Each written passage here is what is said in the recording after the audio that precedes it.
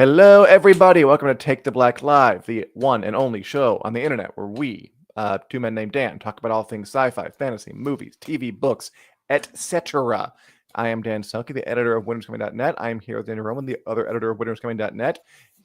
Daniel Roman, how are you? I'm good. It's kind of a gloomy day here in upstate New York, so a good day to be on a computer talking about sci-fi fantasy nonsense. How are you, Dan? Excellent. Here in Chicago as well. But you know what?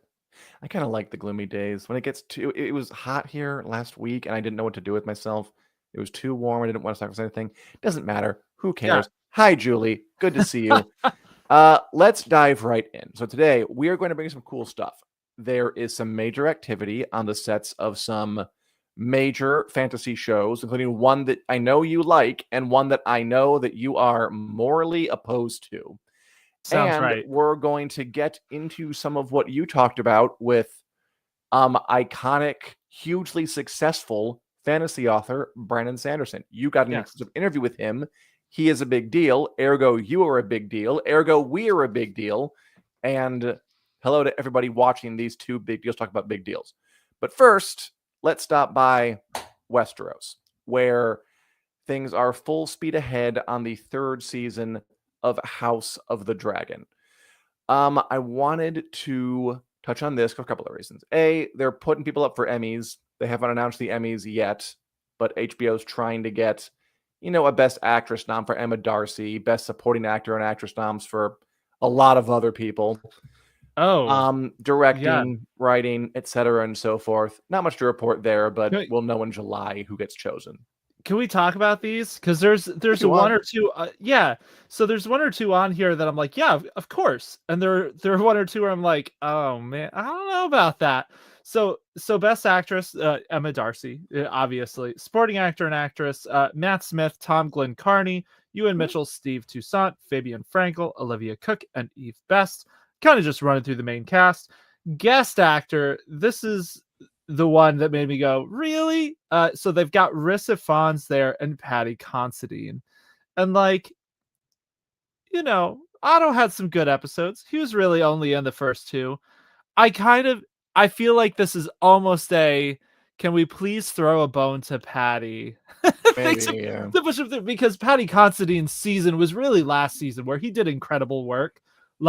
His snub is still the biggest snub of the entire show in terms of award nominations, in my opinion, because he was just spectacular in the first season.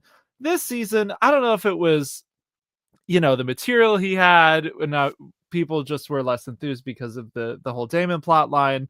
But I did a double take just now, seeing his name there on the list. So do you think Paddy Considine should get a guest actor Emmy for this season of House of the Dragon? I think award shows are useless and worthless and entirely performative. Touché. So fair. If they want to throw Paddy Considine an honorary Emmy for having a great job last season and to technically get him in for this one, I have no problem with this. Yeah. It's like when Whoopi Goldberg didn't win the Oscar for The Color Purple, which she's amazing in. Mm-hmm. And then she did win the Oscar for Ghost, which she is great in, but I don't know about Oscar winning. Something fair. Like that, it'd be fine. Awards are dumb. They can do whatever they want. Not business. Yeah. I mean, I'm sure you saw the thing about the Oscars that they're changing it this year, so you can't just put it on mute and leave the room. It was this whole scandal where they found out that a lot of people who vote on the Oscars don't even watch all the movies. Which tells you how dumb it is, right? This isn't an award show podcast, but. And look, I enjoy award shows. Now. I do. I kind of do. I not like I used to. It's fun to see people get dressed up and get drunk and go up there and thank God and their mother and their second grade school teacher and everybody and taking a little award home. It's fun, but I think one should approach with a healthy appreciation for the performativity and the irony of it. It's fine. Everyone likes a party. Everyone likes free champagne. Everyone likes nice clothes and little gold statues, but it doesn't really mean anything.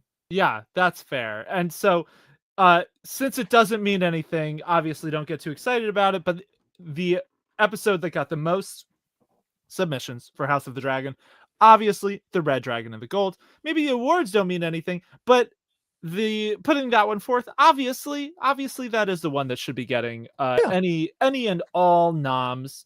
I think the only other bit that is even comparable is probably the big old dragon stuff from episode 7, which was cool from a special effects perspective. The work that the show did on Vermithor and Silverwing. But yeah, it was neat.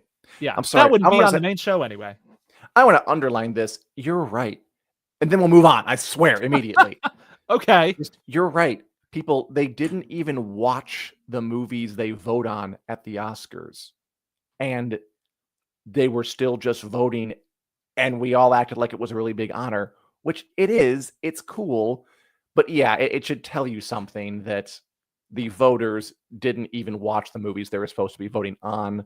So how, much of a reflection of the real quality can they possibly be? Yep. It's fine. It's a whole other world. Anywho, yes. House of the Dragon, the 3rd season is filming right now. We have some big sets going up, like this set for King's Landing. I think that's the entrance to the Great Sept, which is neat.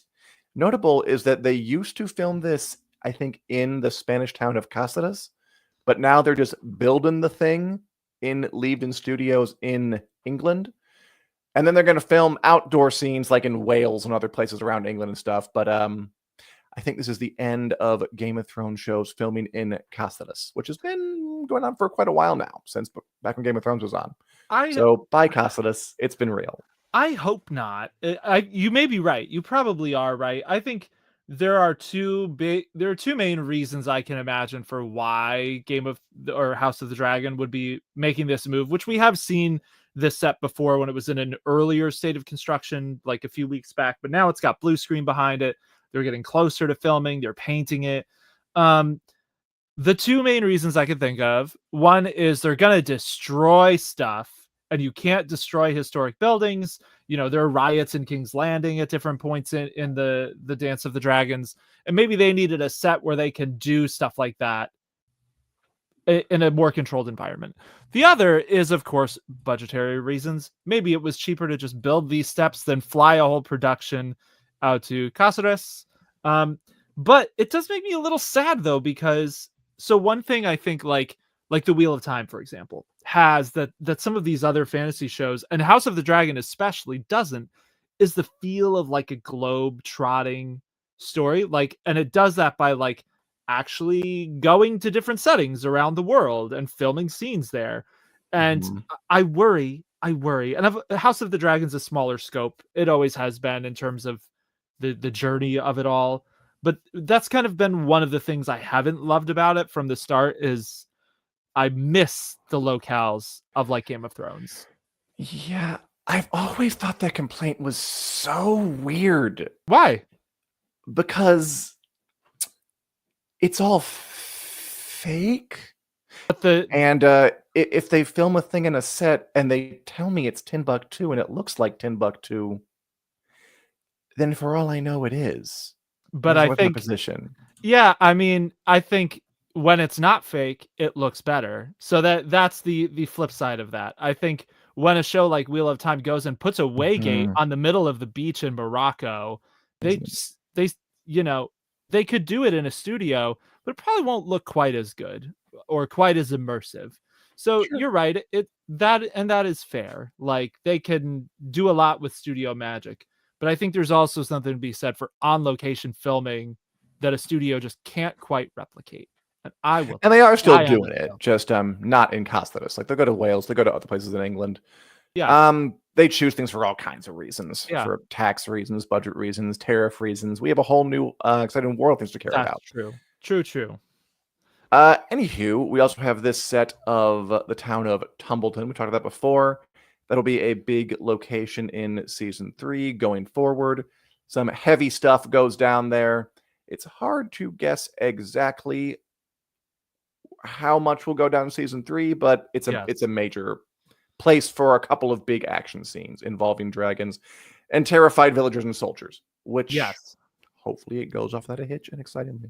Yeah, we're expecting it to have some pretty important moments in Tumbleton. They already kind of foreshadowed it in season 2. Yeah. And yeah, Unbox PhD is, they're spying on the set. I wonder if they know this person's there and they're just like, let them do their thing, or they're like, where is this super spy and their drone that they're still getting all this footage? Say one thing, I guess going to the middle of Iceland or wherever they filmed like the North scenes, it's a little easier to keep people away from the sets, I guess. But yeah, so anywho, Tumbleton, exciting. Curious to see how that goes down in the show. Yeah, I'll be honest, I'm still a little feeling bummed from last week when they delayed A Night of the Seven Kingdoms back to next year. Yeah, I me want too. to feel more energized, but a whole year without something Thronesy is a year without sunshine. And it kills me because the things we're hearing about A Night of the Seven Kingdoms continue to be pretty positive. Yeah. Like, we haven't seen a trailer, but they did show a trailer off at the upfronts last week on Wednesday, I believe.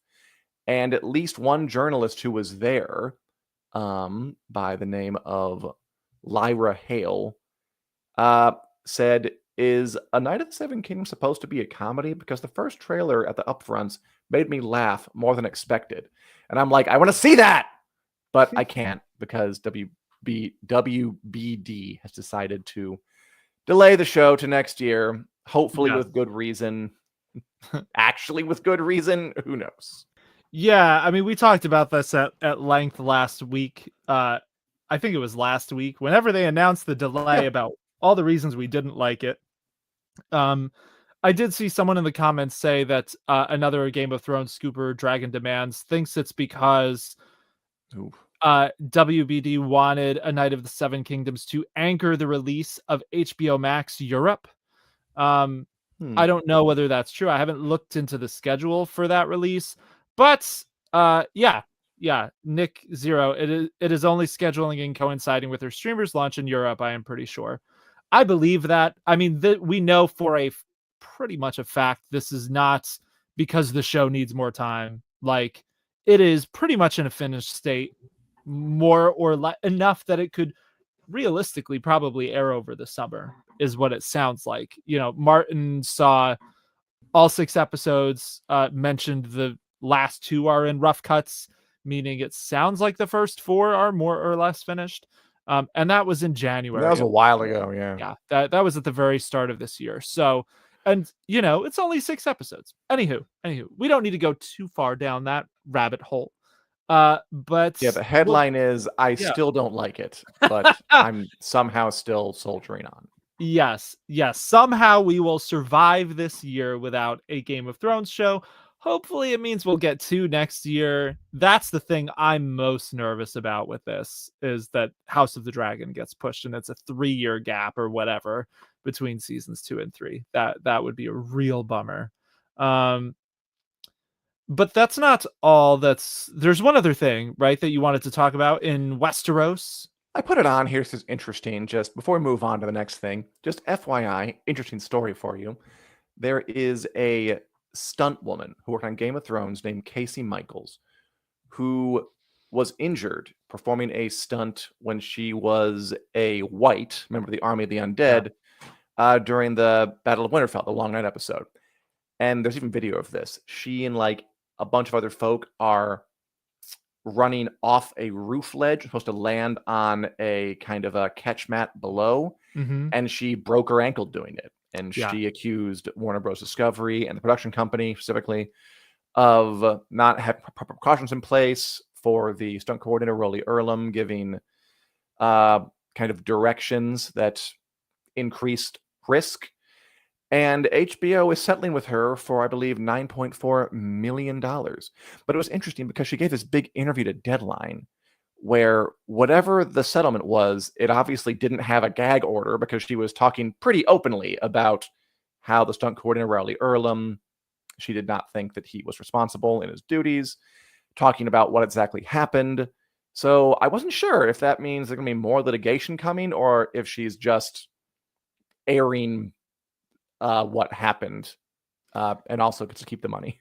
Yeah, and I don't think I've read the entire Deadline article about this, but I'm pretty sure there's also a quote in there about like raising awareness for how sometimes stunt things are not properly overseen on set. And Ooh. the coordinator for this show is also working on House of the Dragon, has overseen hundreds of stunts, probably thousands of stunts across hundreds of He worked productions. on Marvel movies. He's a pretty Yeah. big deal. Yeah, totally. He gave Deadline a statement that was like, "This is not an admission of guilt on his part." He was not named in the suit. No. The suit was against Warner Brothers Discovery specifically. Well, And to be really specific, it was against the production company that produced Game of Thrones, which is not Fire and always Blood the same. Productions or something. Yeah, like that. Yeah. It's very confusing the way these things work. Yes. And well, Julie Davies in the comments says, "Wow, I would have thought that's a risk you take as a stunt person." And Which it is, to but an there are still extent, like safeguards and safety Yes. precautions to be put in place. Yes. So the gist of this person's suit is that they had like thick mats. They were supposed to be doing this leap off of a balcony onto them, and basically over time they were instructed, do the leap in a less safe way, and they swapped the mats out for thinner mats to make it look more real as they hit the ground. So the argument, should say. yeah, the argument is that they skirted some of the safety precautions they should have been taking. And this was, so for this person, this was a career-ending injury. Like they shattered their ankle, like they had multiple surgeries. They will most likely never work as a stunt person again. So that's why, like, I think it's a pretty understandable one that they went after them for this, because again, their career's done. They have to find something else to do now.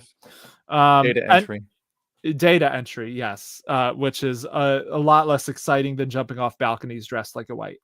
And this was also, correct me if I'm wrong here, Dan, I think this wasn't the first injury on the Game of Thrones set for a stunt person. I think they had more than one, but this was the worst. Yeah, she mentioned that there was another person who got injured in this same stunt, taken to the hospital. Yeah. I mean, and again, it's one of those things where, like, if there's a show that runs for 8 seasons or a long time, or even a really complicated movie, you probably, I am not in this world. Yeah. I guess I would say a stunt injury probably is something that happens from time to time. I mean, even with all the safety precautions you take in the world, sure, if your job is to jump off a building under another thing, at some point, something might go wrong. But is it outside the lines of where it should be safety wise, or is it in them? Is it an accidents happen situation, or is it accidents happened, but this accident should not have happened, would not have happened but for the negligence of someone involved? Exactly. Yeah, I mean, thinking of like, these shows, Game of Thrones and House of the Dragon, are very, very famous for setting like the most people on fire. Like, I don't think there's another production which sounds fun when you say it and brag about it until someone dies of smoke inhalation. Yeah, and they have gotten very, very good at it. They set a lot of people on fire on these shows in a very, very controlled way. So that's the sort of thing where it's like, obviously they are doing their due diligence. But imagine if someone didn't properly coat the person and they actually burns. It is definitely a gray area type thing, but I'm glad that this settlement happened and that it's maybe raising awareness. And from where we're sitting, it's also just an interesting factoid about the production that happened. So it is, yeah, I sold it as an interesting this factoid, didn't I? Instead of like, here's a sobering report of something horrible happening. Yeah. Well, it's all part of the saga and history of Game of Thrones as a production. Yeah, I agree with Julie. Yeah, there's gonna be safety, but it's also gonna be risky, and it's where you draw the line is gonna be the job of the court or whatever body the stunt professionals make to regulate this kind of thing. Yes. By the way, I like Nick's suggestion. There might be a trailer at the end of The Last of Us season finale for United Seven Kingdoms. I'd enjoy that. We'll see. Before we go on to your exclusive, awesome, special interview with Brandon Sanderson, I did want to touch on another giant set going up for a different Warner Bros. Discovery HBO show, which I think merits mention because they're going real whole hog with this. Warner Bros. Discovery, on the same kind of studio that those Game of Thrones sets are on, are building a massive set for their Harry Potter show. We're talking like a whole school to educate the child actors. We're talking like multiple car parks. We're talking like a giant thing. This is Privet Drive, the street where Harry Potter lives as a kid, and he lives under the stairs or whatever he lived, in the cupboard, etc. And I remember in the movies, it was just like a house in some suburb was the exterior, and then they like had the interiors in a set. But no, this time they're like, no, we're gonna build a whole neighborhood. That is going very above and beyond. They were saying that the shows could cost as much as $100 million an episode, which I believe would be the most expensive anything of anywhere at any time at any place. Someone said it would be 6 episodes a season. I don't know if I can clarify any of that. This is all like kind of just in the air. Man, that would be a mistake. But they are betting the farm metaphorically on this. They are putting a ton of money into this. It'll start filming soon, and I just wanted to get your feelings on the whole shebang. Did you? Now I do, yeah. Yeah, I think it's a giant mistake. I hope it crashes and burns, and I hope it loses WBD a lot of money, and then they think maybe we should put that money into maybe smarter productions, like launch some new series, because there are thousands and thousands of ideas we could do and books we could adapt. Maybe we should do more Game of Thrones. I don't know anything but a show that is going to funnel money directly to J.K. Rowling, who will then funnel money into fighting against people's rights that she doesn't like.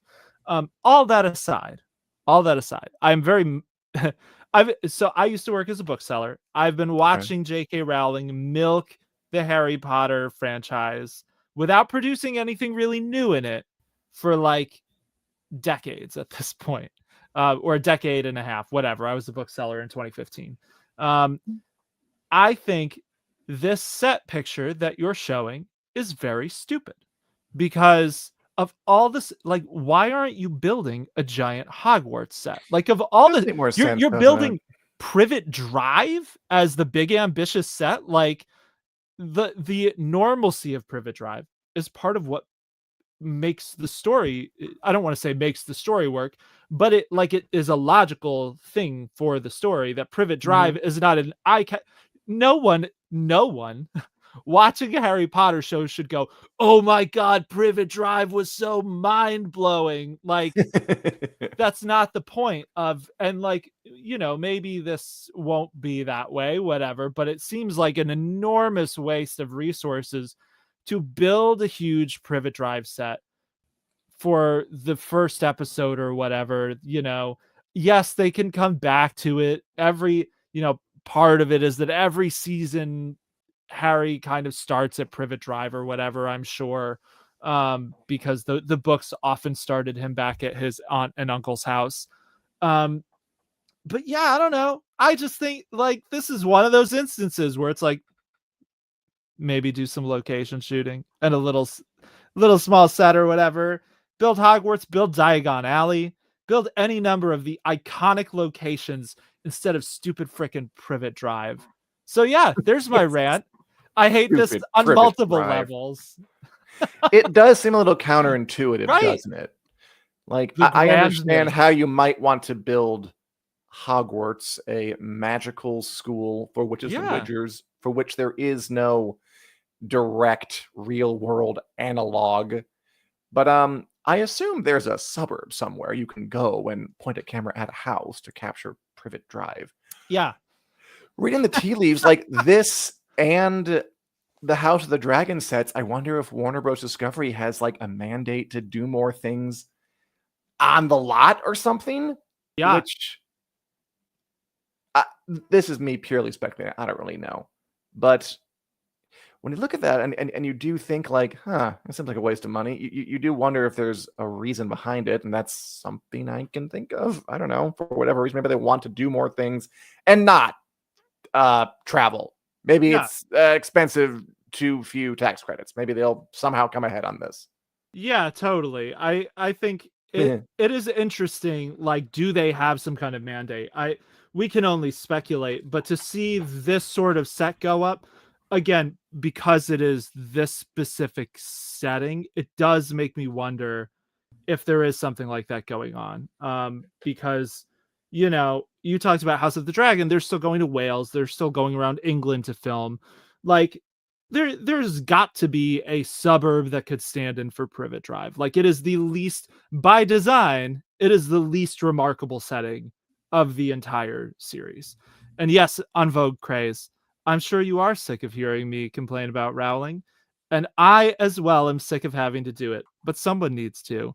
But I also am complaining about the show here. Like, to be fair, I aside from my issues with J.K. Rowling, I also think remaking Harry Potter less than like a decade after the movies came out, that like kids are still enjoying those movies today, and HBO is an adult leaning brand. So making a prestige show for children on their adult leaning, I think there are a lot of issues with this conceptually. But yeah, we'll see. I'm sure we will be talking about this again, whether I watch it or not. It's too big not to. I'm sorry. And look, we'll talk about Rowling again, because as many people as we would like to, there's no separating her from this. No separating her from Harry Potter. It's impossible. Yeah. She is a bigot and a hate monger and doing bad things for the world. And to give her this bigger platform, it's going to matter. Man, it's going to be a crazy show. I don't just mean the TV show. The circus around it will be insane. Yes, better or worse. We'll see how it goes. Yeah. Oh, you're right. This is such a bad choice. Oh God, I'd be nervous all the time if I worked there. But it's happening, so we'll cover it.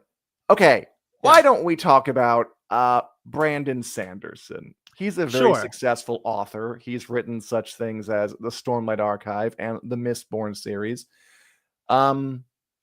Sold tens of millions of books in his career. And Daniel, you got to talk to him exclusively. Yes. I'll ask for your basic impressions. What's his vibe? Basic impressions. So like, I've been following Sanderson's work in his career since 2013-ish. For quite a while, I've been reading his books, and he's just a really down-to-earth guy. He was very gracious with making time to discuss this stuff. You know, sometimes when people have been working in an industry for a long time, they might seem jaded, or like they're tired, or they don't necessarily want to talk about their greatest hits. He was the exact opposite, just very, very, happy to talk about his work and excited to talk about the things he's working on, and books like Wind and Truth, and very candid about these things. So yeah, the general impression was I expected him to be nice, and he was nicer than I expected. How tall is he? I do not know. He was sitting. Oh, it's a Zoom interview. Sorry. Yes, it's a Zoom interview. I was not in a room with Brandon Sanderson. Maybe one day, but not this day. Sure. Between like 5'2" and 6'9"? Probably somewhere in there. Probably somewhere right around the middle of that. But yeah, we talked about a lot of stuff, and the interview is now out. So, you can find it on our YouTube channel. You can find it on winteriscoming.net. It was a far-ranging interview. We were planned to talk for about a half an hour. We talked for about 45 minutes about things like Wind and Truth, his latest Stormlight Archive novel, the third Mistborn series he's working on right now, his non-Cosmere short fiction collection, Tailored Realities, and just kind of the general direction of the Cosmere, which is like, it's an interconnected universe where all of his adult fantasy books take place. They're set on different worlds in this fictional universe. So we talked a little bit about that, and also just where he's at in his career, because he's kind of using some tricks from the early days of his career now. And it's interesting to see an author who is so developed as Brandon Sanderson kind of going back to, I don't want to say going back to the basics, because it's some parts of it are like he has the privilege to do these things now. Like For example, Ghost Bloods, the third Mistborn series, he's writing all 3 of them in a row before he publishes any of them. And that's what he did with the original Mistborn trilogy. So it's interesting to see him go back to some things like that. And we talked about all that and more. So yeah, it was wonderful. Wonderful to speak to him. I'm glad. Wind and Truth is the latest book in his Stormlight Archive series, the 5th, I'm going to guess longest, of this big kind of premiere opus he's writing.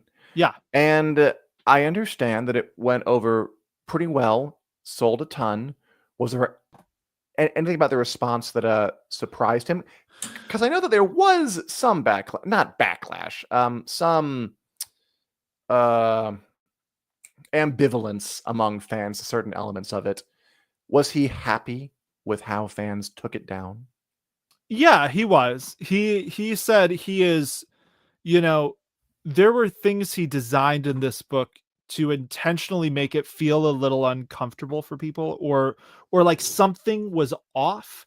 And that was a fascinating thing to hear him talk about, because it's a lot of like nuts and bolts writer things. Like one of the main characters kind of takes a back seat a little bit in this book.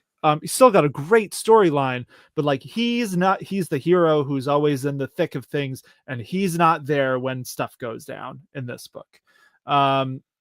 The format of the book is a little different. So he has this 5-part structure that he sticks to religiously with these books. And then this one, he did it very differently. It's like the 10 days before this climactic event. So the book is broken up by each day. Cool. So there are all sorts of little things he did. Yeah. And another character who you expect to kind of have overcome her issues a little bit, like she regresses in this book. So there are all sorts of things he did like that. Basically, he talked about this is a 10-book series, and if he's going to make it to 10 books and have it be interesting all the way there, he had to unravel things a little bit here at this halfway point. Like essentially, you're not just seeing a new climax for the series. You're seeing a series kind of come apart here at this halfway point. This is almost like the Empire Strikes Back a little bit of this series.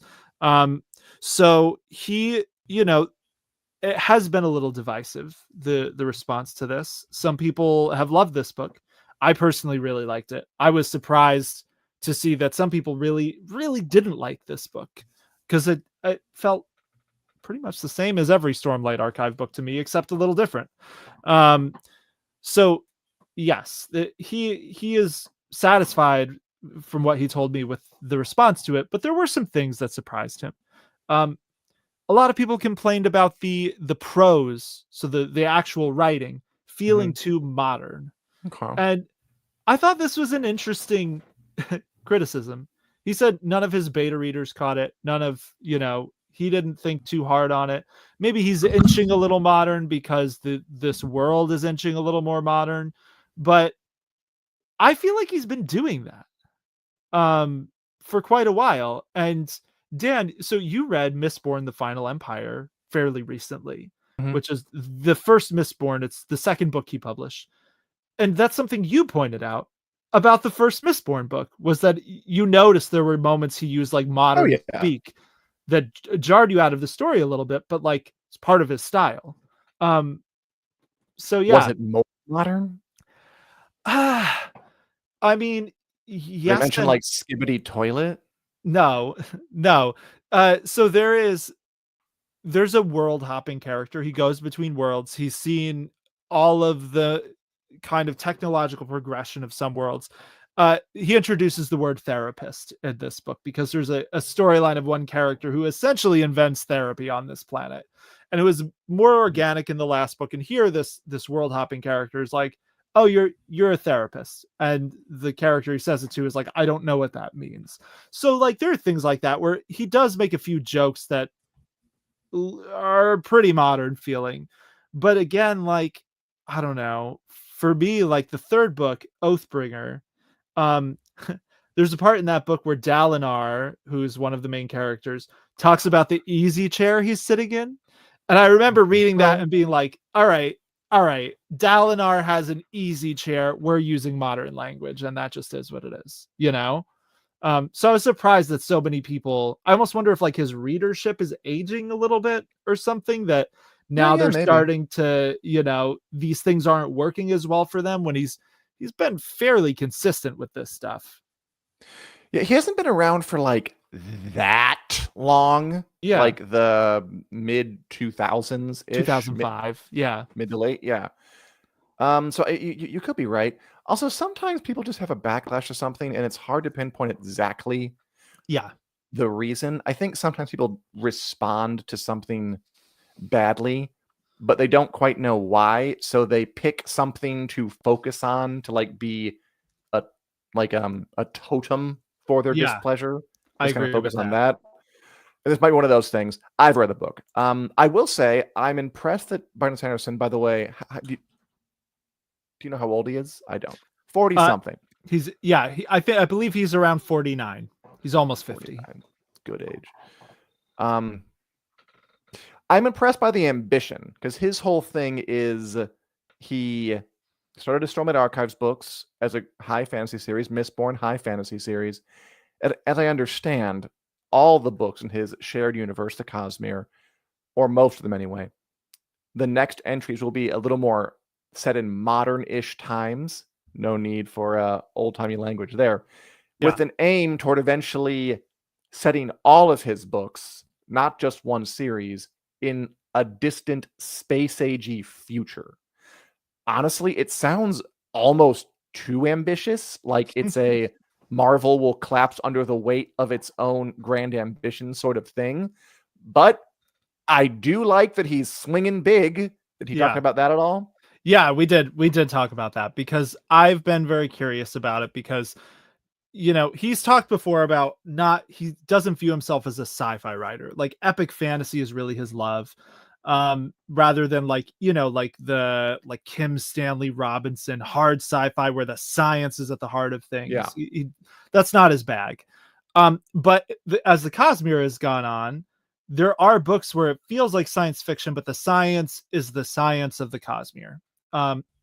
And so it's not that every book or every series is moving into the space age, but so Mistborn specifically, his grand plan for that has always been an epic fantasy series, which is the original trilogy, which then informs the mythology for what was going to be like an 80s tech thriller. That's the one he's writing right now, Ghost Bloods. And then there was a steampunk one in there too, Wax and Wayne. And then that goes to a space age science fiction. The world of the Stormlight Archive is a little more organic. Like it's 10 books. There is going to be a time jump now between books 5 and 6, but it's not like Mistborn where it's like hundreds of years pass and suddenly people are riding around in trains, whereas before they only had horses and carriages. That's kind of the progression of Mistborn specifically. But as he's gone on, so I asked him, like, are you still going to be writing epic fantasy? Like, is everything going to be space age from now on? And the way he framed this was that, like, he wants to write more like Dune type sci-fi, like space opera, things that are science fiction, but they feel like fantasy. Instead, you know, in his main series and kind of as the story goes on, but he'll still jump around chronologically to things to do epic fantasy stories. Like there's this character Hoyd, who is the world hopping person that I mentioned. He appears briefly in like all of Sanderson's books in this universe. He's eventually going to write Hoyd's backstory. And when he does that, that's going to be like a Bronze Age epic fantasy. So he's not totally ruling out more traditional like sword and sorcery type epic fantasy. But yeah, the Cosmere as a whole, like with Wind and Truth, and now with Ghost Bloods, which is what he's writing right now. He's around a quarter of the way, I think a little more than a quarter of the way now through his first draft of the first book of Ghost Bloods. Yeah, they're moving into modernity. So it is interesting. I've never seen a series attempt this, and it's funny. It's funny that you said like the ambition almost sounds too great. Will it collapse? Because when he pitched this, he said to his editor the first time, specifically with Mistborn, that arc, the editor was kind of like, you sound really ambitious, in a way that was like, that's never going to happen. But he's writing the third series in that right now, so he's getting there. Yeah, he is nothing if not committed, which I can Yeah. appreciate.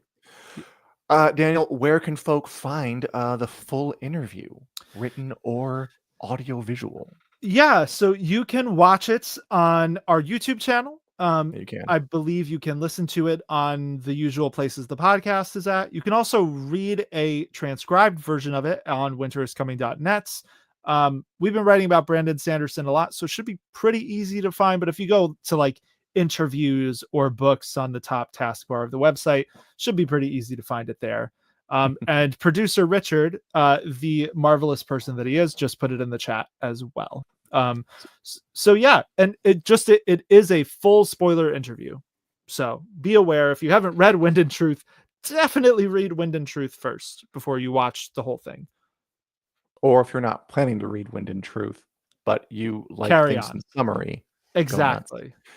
Daniel, so you've interviewed Brandon Sanderson, you've interviewed George R. R. Martin. What famous author or celebrity are you going to interview next? That's a fair question, and I do not know. Who would you like to? Sorry, that was a better question. Who are my pipe dream interviews? I'll be honest. Sanderson was such a big one that I genuinely don't have an answer at the ready for that. Like, I'm looking. How about J.R.R. Tolkien? Yeah, if I can do a necromancy interview with J.R.R. Tolkien, the spirit of Tolkien, that sounds great. Yeah, I mean, there are definitely lots of good authors who I would love to speak to about their works. But I don't have an answer for that off the top of my head. So I'm just going to stammer and embarrass myself. How's that? That's no problem. It wouldn't have to be necromancy. You could do time travel. Think it's the box. I feel like time travel is a more daunting proposition than necromancy. Like, if I had to pick one, I don't know. I like, how does time travel work? Speaking with his spirit, maybe that's a little more feasible. Maybe not. Who knows? Would you rather interview J.R.R. Tolkien through time travel or necromancy? Leave a comment. All right. Yeah. And while you debate that, Daniel, what are you watching? What are all of you watching as we wind down the show? Yeah, so I am behind on The Last of Us. Like, I have seen The Last of Us, so we can talk all about it. We can spoil it. But I did not watch episode 6 when it went up. It was, but I am really still good. watching. Yeah, did you enjoy it? Oh yeah, I loved it. I cried manly tears at the final conversation between Joel. Ellie and Joel. Yeah, he's like, "Now you're gonna leave me." Ellie's like, "I want to try," and I'm like, "Yeah, you gotta try. You gotta get back together." It was great. I thought it was really, really good. I thought it was emotionally potent. I liked the flashback structure, kind of the spending time with each of Ellie's subsequent birthdays as she grows up and puts more and more together and starts drifting away. I thought it was very powerful. I liked it a lot. Probably the highlight of the season. Does that mean that the highlight of the season is whenever Joel shows up? I don't think it has to be. But this was a really, really good episode. Yeah, totally. I really enjoyed this one too. This is the one we also get to see what happened with Eugene. So a lot of really important stuff happens in this episode in terms of Ellie and Joel's relationship. I loved that they did the museum scenes. Those are from the games, and I think they're also very special in kind of the mythos of the show as an entity, because so when Craig Mazin, one of the showrunners, when he first was trying to sign on and talking to Neil Druckmann, the game creator, who's also a showrunner, about doing this, he went to visit Druckmann at Naughty Dog, and they were making The Last of Us Part 2 at the time. And Druckmann was like, "Do you want to see something from the new game?" And Craig Mazin said yes. And he showed him that scene that was in this episode of the museum. So aside from just the fact that it's a beautiful, heartwarming scene of Joel being a good father, getting to give this foster daughter a nice birthday, something he kind of missed the opportunity for with his own kid, or a nice, whatever, 16th, however old she was for it.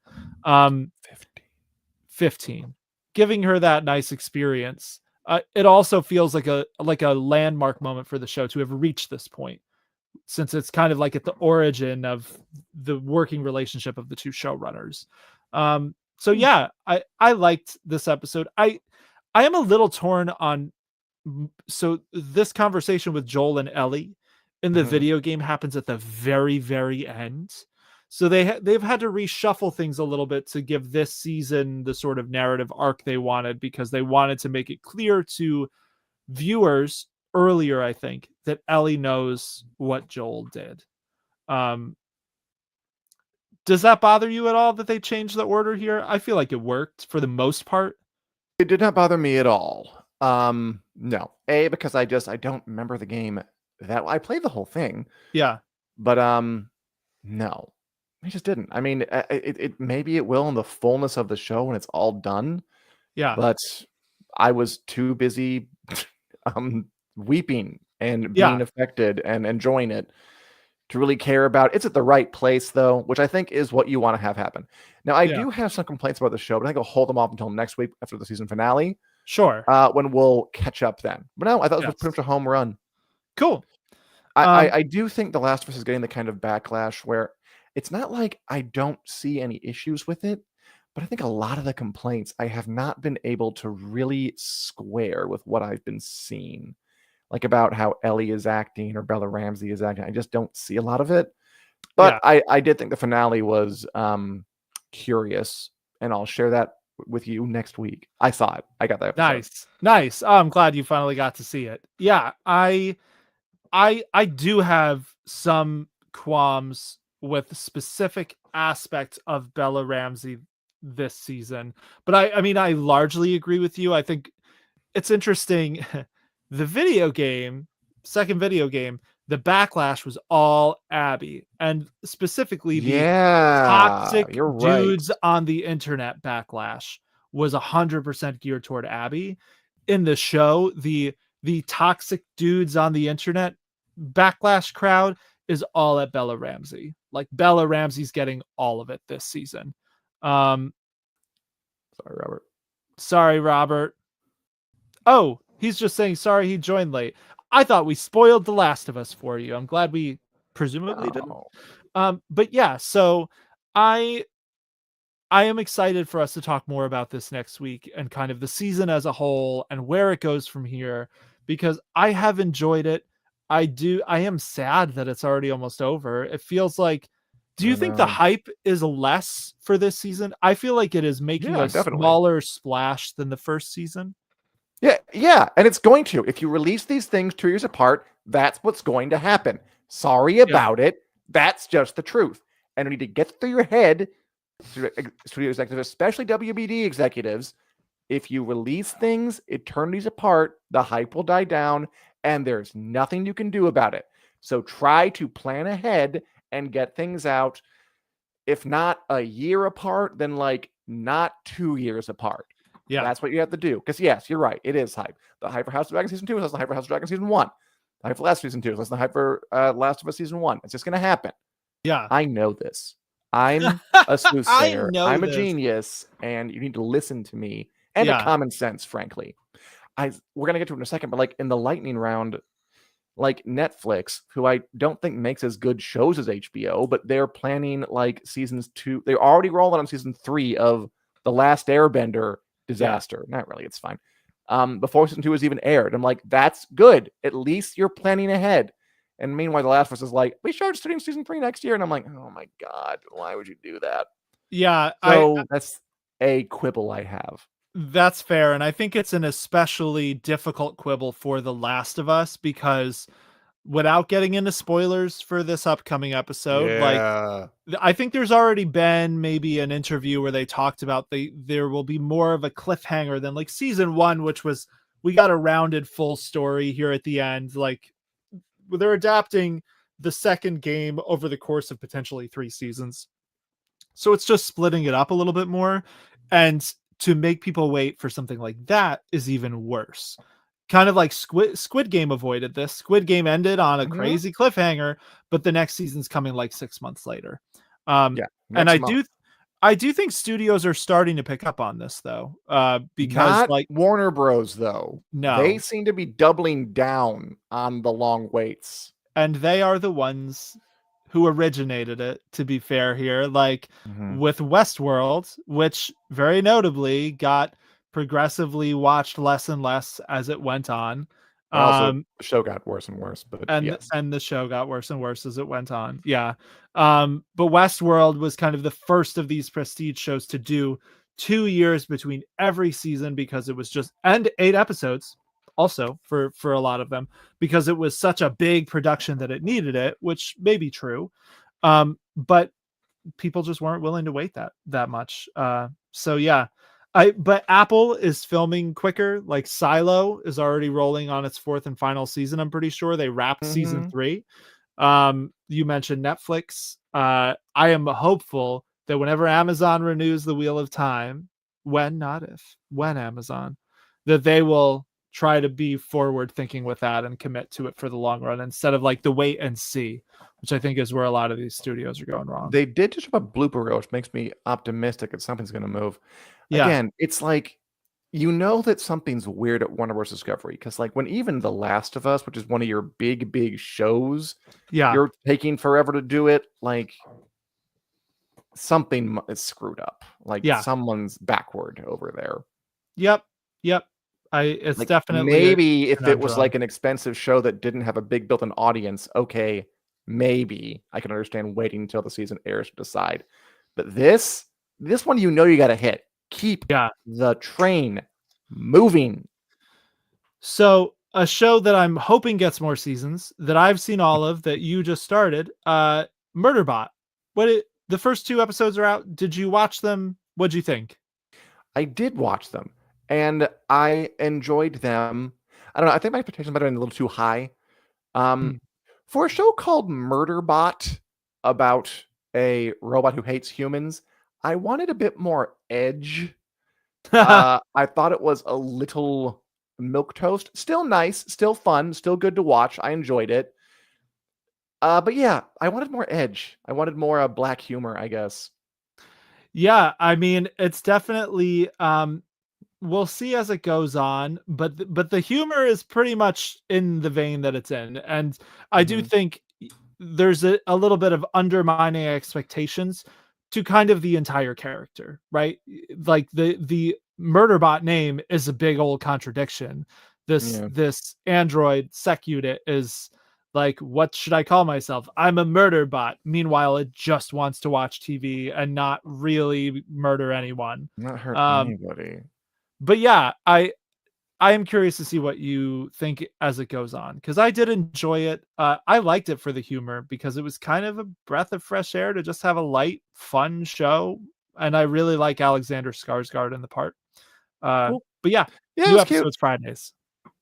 I'm sure I'll adjust. It was like he has this like tragic backstory where he killed people, and it's being sold as like some really deep dark thing. And I'm like, your name is Murderbot. But that'll be something I adjust to. I tried this isn't a fantasy or sci-fi show, but I tried The Studio on Apple TV Plus. Great, so good, nice. Really funny, really well acted, and a delight for a film nerd like me, full of references that the entire time I was like, oh that thing. I love that show, so I'll keep on watching there. Data Race thinks season 2 has been good. Yes. I was worried when Joel died, but they've done a good job. I'm now concerned about waiting 2 years for season 3, aka the Abby season. As are we. We'll talk about that next week. We'll have plenty to say after the finale. For sure. The other things, we can just mention them briefly here before we dive into the lightning round. There have been trailers for Jurassic World Rebirth. That's part of the lightning round. Is it part of the lightning round? Oh, okay. I take it back. Hang in for a few more moments of mystery. Should we just start the lightning round? We definitely should. All right, let's do it. We're pushing time. Producer Richard has places to be. He can't listen to us ramble for hours more. So, if this is your first time tuning in, we're going to go through 8 news stories we did not have time to get to in the main body of the show.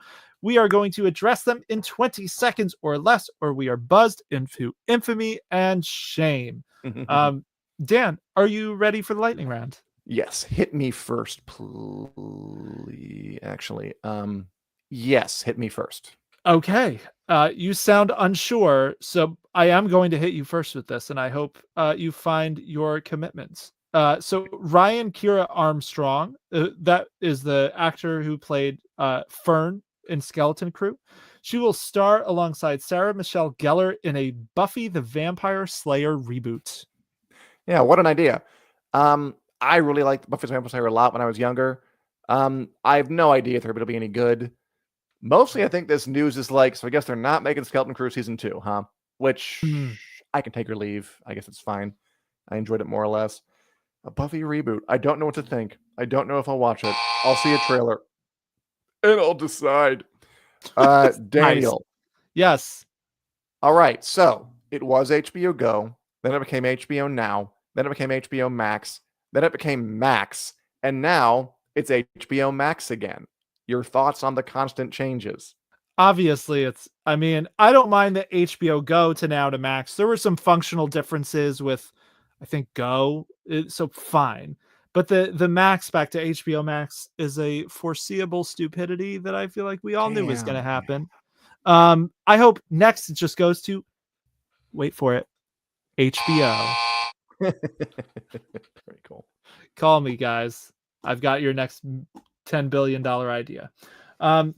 Dan, so the Screen Actors Guild is suing an Epic gaming company subsidiary for recreating Darth Vader's voice with AI in Fortnite without bargaining or providing notice.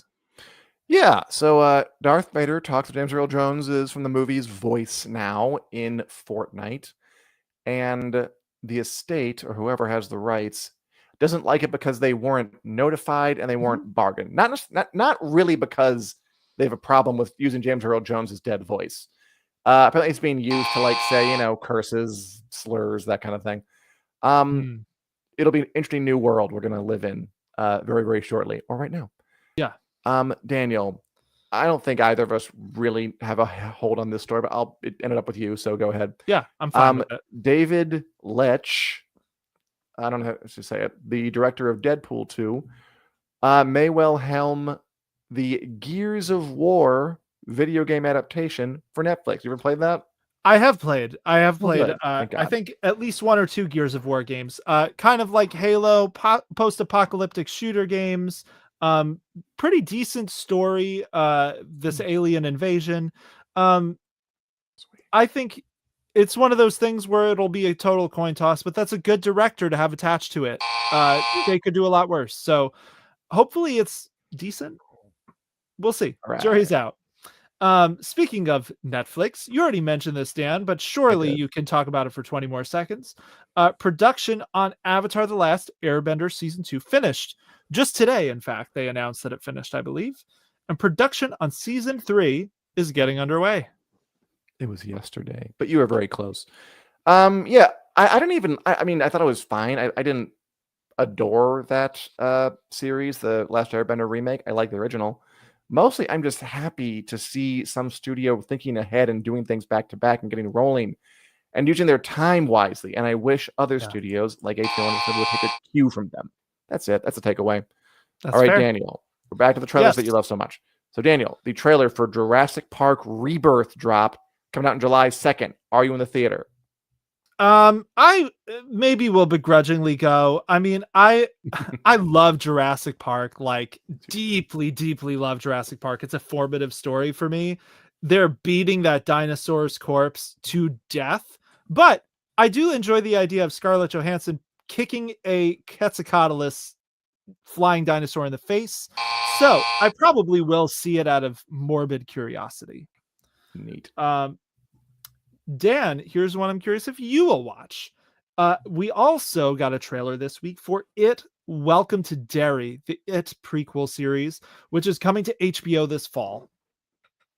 I think I probably will. I like HBO. I liked It. I liked Andy Muschietti, the director who's involved in this. I think it could probably be good. I like the book. It's 6 episodes of fun. I I don't know if it's going to be like a mini series or an ongoing thing. I think it's supposed to be ongoing, in which case it'll probably be 4 years when the next one comes. Cross that bridge when we come to it. Right now, it looks decent, but man, I'm really getting tired of these waits. It's really starting to affect me. Yeah, they have 3 seasons. Just a sidebar here. 3 seasons planned for It Welcome to Derry. Each one farther back in time. Okay, sorry, that's my own bugaboo. Daniel. Yes. The new movie called Predator, Killer of Killers, an animated film starring the Predator from the movie franchise Predator, is coming to Hulu on June 6th. You're going to watch that one? Obviously, yes. I love me some Predator. I do. And unlike Jurassic Park, where I'm like, what are we doing here? This new animated movie, it's an anthology film. We see Vikings, samurai and ninjas, World War II pilots, and it is being co-directed by Dan Trachtenberg, who made Prey, who is awesome. Prey is an incredible movie. Whether you like Predator or not, watch Prey. So yeah, I will definitely be watching that. All right. And I hope you'll be watching us when we return every Wednesday at 2 p.m. Central Standard Time for another episode of Take the Back Live, where we go over all things sci-fi, fantasy, movies, TV, and books, etc. Also find us in podcast form wherever podcasts are available. Go to our YouTube channel. Go to our Facebook page to see us live every Wednesday at 2 p.m. CST. Or just in general for fun. Why not? I've been Dan. He's been Dan. We've been Dans. You've been you. It's been a delight talking to you, and we'll see you very soon. Goodbye. Take care, all.